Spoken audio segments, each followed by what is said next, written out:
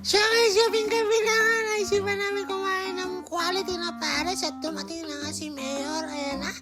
At eto na, tingnan natin kung paano i-prepare ni Bossing Quality Stick Pares to. Ayan guys, tingnan nyo, favorite ko talaga rin kasi ito eh. Kasi guys, favorite ko talaga kumain ng pares. Ayan, meron overload.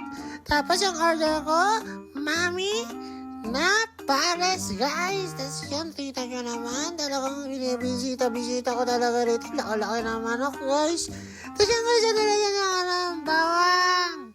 Tapos guys, nilagyan niya ng dahon ng sibuyas. Tapos guys, yung overload pares nila, merong bagnet. At kitang-kita mo naman talaga, nag-uumapaw guys.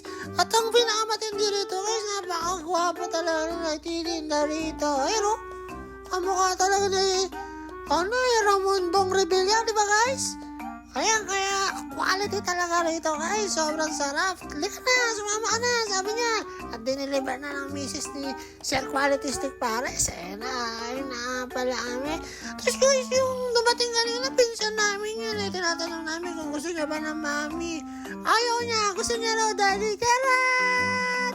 Ayun nga pala guys, kumakain na kami. At makasarap ito guys. Alam niyo ba guys, anong oras na to? Mag-alas 12 na ng gabi yan guys. Talagang nagutom kami, nag-craving na kami. Meron pa yung soft drinks.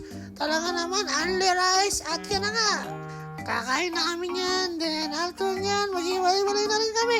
Kaya sa mga iba po dyan, punta na rin kayo rito kung talaga nag-crave po kayo. Then huwag niyo po kalimutan na kayo follow ha guys. Follow niyo ako. Pero tsaka kung kailangan, sana sindan niyo naman